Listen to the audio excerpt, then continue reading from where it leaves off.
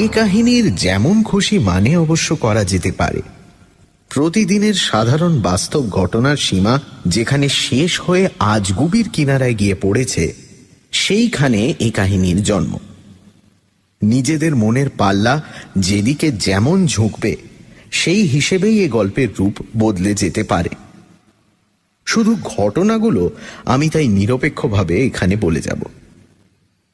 ব্যাপারটার আরম্ভ যেভাবে হয়েছিল তা স্মরণ করলে এখনো আমি কেমন যেন একটা অস্বস্তি বোধ করি।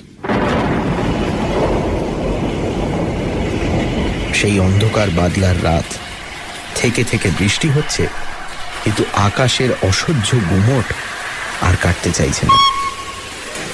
মোগলসরাই স্টেশনের 3rd ক্লাসের ওয়েটিং রুম ঠিক নয়, টিনের চাল দেওয়া বিশাল শেডের তলায় একেবারে একলা রাত 2টোর একটি ট্রেনের জন্য অপেক্ষা করছি। আর আকাশের মেঘের ডাকের সঙ্গে পাল্লা দিয়ে চারিধারে ইঞ্জিনের শান্টিং, মালগাড়ির পরস্পরের সঙ্গে ধাক্কা ও বিশাল জাংশন স্টেশনের অসংখ্য অস্বাভাবিক অদ্ভুত আওয়াজ শুনছি। বিশাল টিনের শেডের মাঝখানে মিটমিট করে যে একটি মাত্র তেলের আলো জ্বলছে, তাতে সামনের অন্ধকার একটু তরল হয়েছে মাত্র। শেডের কোণে কোণে সে আলো একেবারেই পৌঁছয়নি। শেডটি শুধু যাত্রীদের অপেক্ষা করবার নয়, মাল রাখবারও জায়গা। একধারে টিনের চাল পর্যন্ত বড় বড় কিসের বস্তা স্তূপাকার করে সাজানো। আমি যেখানটায় ওজন করবার যন্ত্রটার উপর বসেছিলাম, সেখানে পরের পর সাজানো পিপের পাহাড় অস্পষ্টভাবে দেখা যাচ্ছে। আর এক পাশে কেরোসিন কাঠের একগাদা বাক্স ভালোভাবে ঠাহর করে দেখলে চোখে পড়ে। মাঝে মাঝে বাইরের উজ্জ্বল বিদ্যুৎ চমকে সমস্ত শেড আলোকিত না হয়ে উঠলে অবশ্য এ সমস্ত আমি লক্ষ্য করতাম কি না সন্দেহ। বিদ্যুতের আলো মিলিয়ে যাওয়ার সঙ্গে সঙ্গে প্রতিবার সমস্ত শেড আরো অন্ধকার হয়ে উঠছে যেন। কেমন একটা অস্বস্তিকর অদ্ভুত মিষ্টি গন্ধে বাতাস ভারী হয়ে আছে। ঘোরালো অন্ধকারের জায়গাটা লাগছে রহস্যময়। শখ করে অবশ্য এই জায়গায় আসিনি। স্টেশনের কোনো ওয়েটিং রুমে জায়গা না পেয়েই বাধ্য হয়ে এখানে আসতে হয়েছে। 2nd ক্লাস ওয়েটিং রুমের সবকটা আসনই ভর্তি। ইন্টার ক্লাসের জন্য নির্দিষ্ট ঘরটিতে কে একজন যাত্রী হঠাৎ ভয়ঙ্কর অসুস্থ হয়ে পড়ায় ভয়ানক গোলযোগ ও বিশৃঙ্খলা। মাত্র ঘণ্টাখানেক অপেক্ষা করলেই গাড়ি পাওয়া যাবে জেনে শেষে এইখানেই আশ্রয় নিয়েছি। কিন্তু শেডের তলায় আর কোনো যাত্রী না দেখে প্রথমটা একটু আশ্চর্যই হয়েছিলাম। 3য় শ্রেণীর যাত্রীরা কি আজকাল আর ট্রেনে চাপে না? তবে রাত এখন অনেক, যাত্রী যা 2-1জন আছে, বৃষ্টি সত্ত্বেও স্টেশনের প্ল্যাটফর্মেই হয়তো কোনো রকমে আশ্রয় নিয়েছে, এমনও হতে পারে। নির্জন শেডের ছমছমে অন্ধকারে বসে থাকতে থাকতে মনে হচ্ছিল আমারও প্ল্যাটফর্মে কোনো রকমে একটা আশ্রয় খোঁজাই ভালো ছিল। হাত ঘড়িটার উজ্জ্বল ডায়ালের দিকে চেয়ে দেখলাম সবে 1টা বেজেছে। আরও 1 ঘন্টা এই শেডের তলায় কাটাতে হবে জেনে মনটা বিশেষ প্রসন্ন হয়ে উঠল না। ভয় কাতরে আমি মোটেই নই। এত বড় জাংশন স্টেশনের যাত্রী নিবাসে বসে ভয় পাওয়ার কোনো কথাও নয়। তবু আবছা অন্ধকারে চারিধারে স্তূপাকার মালের মাঝখানে বসে থাকতে থাকতে অস্বাভাবিক নির্জনতার জন্যই বোধহয় কেমন যেন একটা অস্বস্তি বোধ করছিলাম। বাইরের শান্টিং প্রভৃতি শব্দ ও মেঘের ডাকের ফাঁকে ফাঁকে ঘরের এক কোণ থেকে কেঠো পোকার কাঠ কুড়ে কুড়ে ফুটো করবার একঘেয়ে শব্দ শোনা যাচ্ছে। একবার একটা শব্দে চমকে উঠে দেখলাম প্রকাণ্ড একটা ইঁদুর বস্তাগুলোর উপর থেকে দ্রুত বেগে নেমে অন্ধকারের কোণে চলে গেল। কিন্তু সেসব অস্বস্তির কারণ হিসেবে ধর্তব্যের মধ্যে নয়।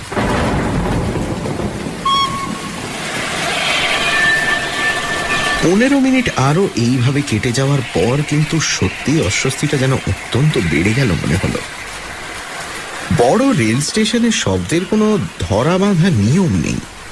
হঠাৎ মাঝে মাঝে সব একেবারে থেমে যায়, তারপর আবার শুরু হয় অতর্কিত। এখন যেন শব্দের বিশৃঙ্খলার মধ্যে সেই রকম একটা ফাঁক পড়েছে। আকাশে মেঘের ডাক নেই, কেঠো পোকাটাও যেন ক্লান্ত হয়ে থেমে গেছে। অসাধারণ একটা নিস্তব্ধতা। সেই নিস্তব্ধতা আমার পেছন দিকে খুব কাছাকাছি আচমকা একটা প্রচণ্ড ফোঁসফোঁসানির শব্দে ভেঙে গেল। এটা যে নিকটের কোনো লাইনে ইঞ্জিনের স্টিম ছাড়ার আওয়াজ, তা বুঝেও চমকে ফিরে না তাকিয়ে পারলাম না, এবং সেই মুহূর্তে নিজের অনিচ্ছা সত্ত্বেও সমস্ত গায়ে কাঁটা দিয়ে উঠল।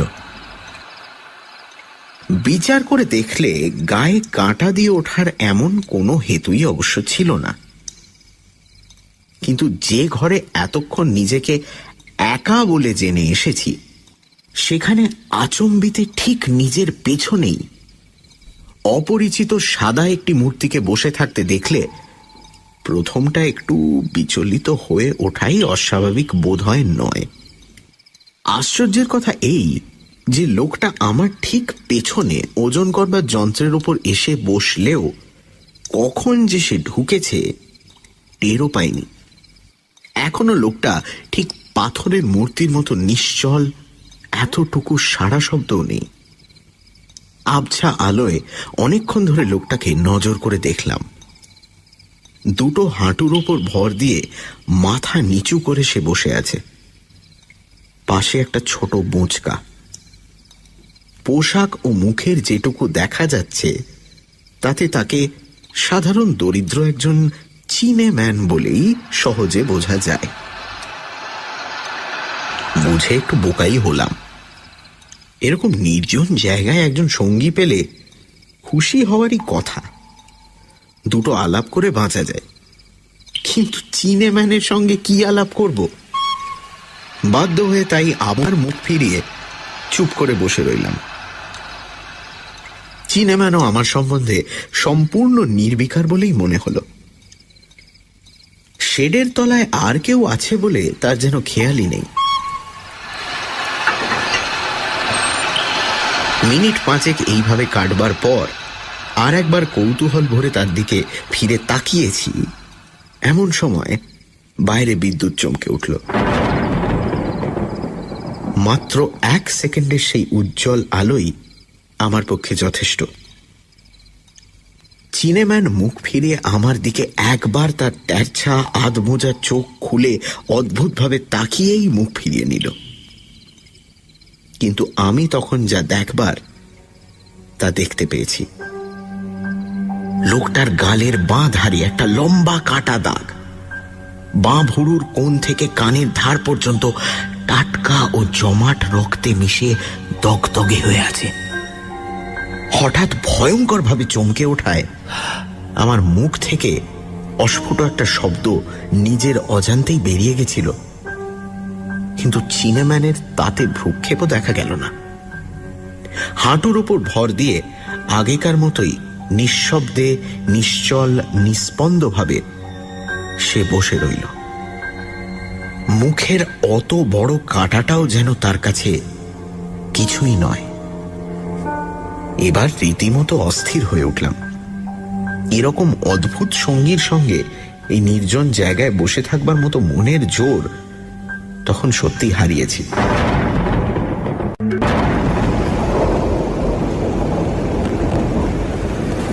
বাইরে বৃষ্টি আবার জোরে পড়তে শুরু করেছে। তা সত্ত্বেও উঠে প্ল্যাটফর্মেই চলে যাব ঠিক করলাম। সঙ্গে ছোট সুটকেসটা তুলে নিয়ে উঠতে যাচ্ছি, এমন সময় বাইরে অনেক লোকের গোলমাল শোনা গেল। গোলমালটা এই দিকেই আসছে। দেখতে দেখতে দেখতে কয়েকটা টর্চের আলো শেডের ভেতরে এসে পড়ল। তারপরেই কয়েকজন রেলওয়ে পুলিশ ও একজন কর্মচারীর আবির্ভাব। টর্চের জল আমার দিকে ফেলে হিন্দুস্থানি দারোগা সাহেব একটু যেন বিস্মিতভাবে এগিয়ে এলেন। আপনি আপনি কতক্ষণ আছেন এখানে? অবাক হয়ে বলি, তা প্রায় 1.5 ঘন্টা। 1.5 ঘন্টা? আপনি কি একলাই আছেন? একলা না। আমার কথা শেষ করতে না দিয়েই দারোগা সাহেব উৎসুকভাবে বললেন, আর কে ছিল এখানে? চিনেম্যান, একজন চিনেম্যানকে দেখেছেন? পেছনে আঙুল দেখিয়ে বললাম, ওই তো। কিন্তু বলার সঙ্গে সঙ্গে পেছন ফিরে তাকিয়ে একেবারে স্তম্ভিত হয়ে গেলাম। কোথায় সে চিনেম্যান? দারোগাবাবু আমার মুখের ভাব লক্ষ্য করে কৌতূহল ভরে বললেন, আপনার পেছনেই ছিল নাকি? এই তো কয়েক সেকেন্ড আগেই দেখেছি, বাঁ দিকে একটা কাটা দাগ। আমার শুকনো গলা দিয়ে কথাগুলো যেন বেরোতেই চাইছে না। পুলিশেরা সবাই মুখ চাওয়াচাওয়ি করছিল। দারোগাবাবু বললেন, ঠিক দেখেছেন, কিন্তু কয়েক সেকেন্ড আগে কি বলছেন? সে বেরিয়ে যায়নি এখান থেকে? আমার জ্ঞান তো নয়। শেডের মধ্যে স্তূপাকার মালের পেছনে কোনো জায়গায় চিনেম্যান লুকিয়ে থাকতে পারে মনে করে পুলিশ তারপর তন্ন তন্ন করে খোঁজার আর কিছু বাকি রাখলে না। কিন্তু কোনো চিহ্নই তার পাওয়া গেল না। কেমন করে যে সে 1 সেকেন্ডের মধ্যেই এমন অন্তর্হিত হয়েছে কে জানে। হয়রান হয়ে পুলিশ শেষ পর্যন্ত খোঁজা বন্ধ করে শেড থেকে চলে গেল। আগা গোড়া এই অপ্রত্যাশিত ব্যাপারে আমি তখন স্তম্ভিত হয়ে আড়ষ্টভাবে দাঁড়িয়ে আছি। পুলিশের লোক চলে যাওয়ার পর হঠাৎ খেয়াল হলো এ শেডের ভেতরে একলা থাকা মোটেই আর নিরাপদ নয়। লোকটার কোনো পরিচয় অবশ্য দারোগার কাছে পাইনি, কিন্তু মুখে অত বড় ক্ষত নিয়ে নেহাত কোনো পুরুষ যে পুলিশের হাত থেকে পালিয়ে বেড়াচ্ছে না, এটুকু বুঝতে পেরেছি। তাছাড়া তার এই শেড থেকে অন্তর্হিত হওয়ার ব্যাপারটার কোনো ব্যাখ্যাই তো পাওয়া যায় না। কথাটা মনে হতেই সমস্ত শরীরটা শিউরে উঠল একবার। না, আর এখানে এক মুহূর্তও নয়। সুটকেসটা নিচে নামিয়ে রেখেছিলাম, সেটা তুলতে গিয়ে মেঝের ওপর কি একটা জিনিস পড়ে রয়েছে মনে হলো। জিনিসটা তুলে আলোর নিচে নিয়ে গিয়ে ভালো করে দেখে বেশ অবাক হলাম। হাতির দাঁতের খোদাই অপরূপ একটা খুদে মূর্তি। এসব জিনিসের সঙ্গে যেটুকু পরিচয় আমার আছে তাতেই বুঝলাম কোনো উঁচু দরের চীনে কারিগর ছাড়া এমন জিনিস কেউ গড়তে পারে না। মাত্র 1 বিঘত পরিমাণ মূর্তিটির সমস্ত অঙ্গ, মায় চোখের ভুরু পর্যন্ত অপরূপ কৌশলে খোদাই করা। হাতির দাঁতে তৈরি সাধারণ চীনে মূর্তির মতো কাল্পনিক দৈত্য দানবের রূপ এটিতে নেই। সাধারণ একজন চীনে মজুর শ্রেণীর লোক পিঠে ঝোলা বেঁধে একটু নুয়ে পড়ে দাঁড়িয়ে আছে। অদ্ভুত শুধু সেই খুদে মূর্তির চোখের চাহনি আর মুখের সূক্ষ্ম বিদ্রূপের রেখা ফোটানোর কায়দা। মূর্তিটা যেটা যে চিনেম্যানই তাড়াতাড়িতে ফেলে গেছে এ বিষয়ে কোনো সন্দেহ নেই, কিন্তু আমি এখন করি কি? যেখানে জিনিস সেখানেই রেখে যাব, না জমা দেব পুলিশের জিম্মায়? শেষ পর্যন্ত কিন্তু লোভই জয়ী হল। এমন অপরূপ শিল্পকৌশলে নিদর্শন চুরি করতেও বুঝি সত্যিকারের সমজদারের বাধে না। আমি তো ঠিক চুরিও করছি না। মূর্তিটা সুটকেসের ভেতরে ভরে আমি শেড থেকে বেরিয়ে পড়লাম, কিন্তু সে মূর্তি আমি বাড়িতে নিয়ে আসতে পারিনি। পথেই সে মূর্তি আমার হাত থেকে খোয়া গেছে। কেমন ভাবে আমি তা হারালাম সেই কথাই এবার বলি।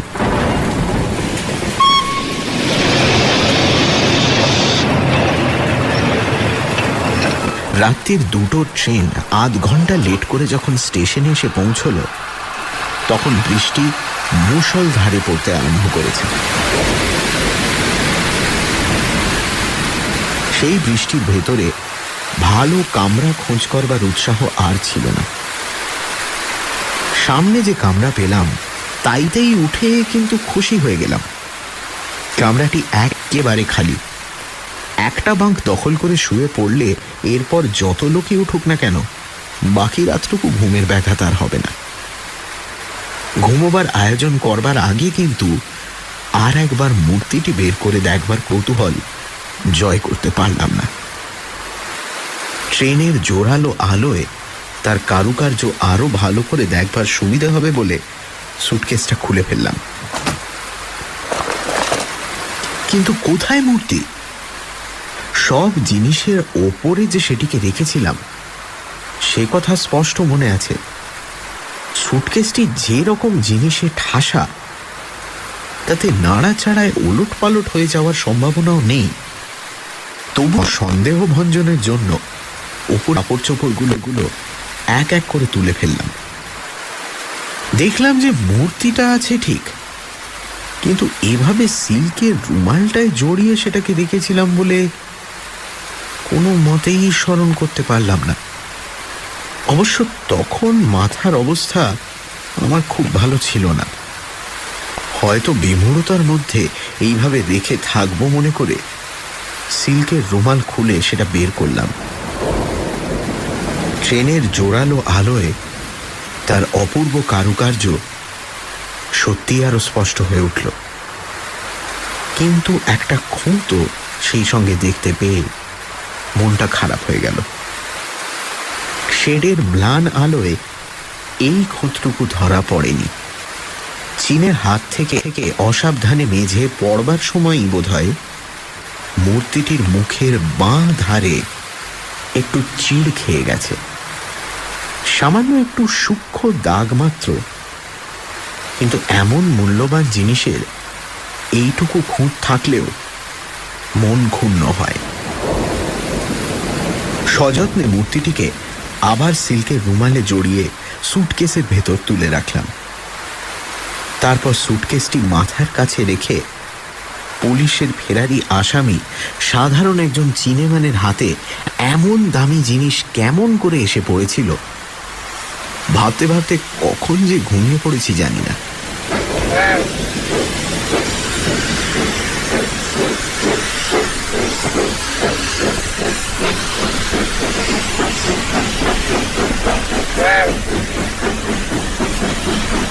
ঘুমের ভেতর অস্পষ্টভাবে সেই চীনেম্যানকেই যেন স্বপ্ন দেখছিলাম। আমার মাথার কাছে দাঁড়িয়ে অজানা ভাষায় সে যেন কি বলে আমায় শাসাচ্ছে। হঠাৎ আমার মাথাটা ধরে সজোরে সে ঝাঁকুনি দিল। ঘুমটা সহসা ভেঙে গেল। সভয়ে চোখ খুলে তাকিয়েই দেখি চীনেম্যান নয়, একজন ভদ্রলোক আমার গায়ে ঠেলা দিয়ে জাগাচ্ছেন। বিমূঢ়ভাবে উঠে পড়লাম। ট্রেন একটা স্টেশনে এসে থেমেছে। বাইরে কুলি ও যাত্রীদের হাঁকডাক শোনা যাচ্ছে। এতক্ষণে ভদ্রলোকের কথা আমার কানে গেল। কি রকম ঘুমোচ্ছেন মশাই? ট্রেনে এমন অসাবধানে ঘুমোয়? কেন, কি হয়েছে? কি হয়েছে দেখতে পাচ্ছেন না? দেখতে আমি মুহূর্তেই পেলাম আমার সুটকেস খোলা। কাপড় চোপড় জিনিসপত্র তছনছ হয়ে কিছু বাঙ্কের ওপর, কিছু কামরার মেঝে পড়ে আছে। টাকা কড়ি ছিল নিশ্চয়ই, দেখুন কি গেছে। টাকা কড়ি নয়, কি যে গেছে আমি সুটকেসের ওই অবস্থা দেখবা মাত্র বুঝেছি। তবু দুরাশা ভরে সমস্ত কামরায় ছড়ানো জিনিসপত্র ও সুটকেস আমি তন্ন তন্ন করে খুঁজে দেখলাম। সে মূর্তিটা ছাড়া আর সব জিনিসই ঠিক আছে।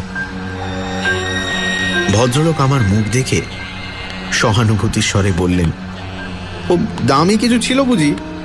স্টেশন মাস্টারকে খবর দিন এক্ষুনি।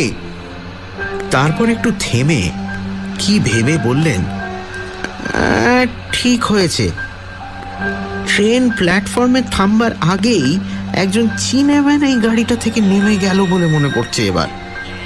চিনেম্যান? হ্যাঁ, পিঠে একটা বোঁচকা সমেত। তখনও তো খেয়াল করিনি, তারপর কামরায় ঢুকেই দেখলাম আপনার সুটকেসের এই দশা। ইস, তখন যদি আমারই বুদ্ধি হতো।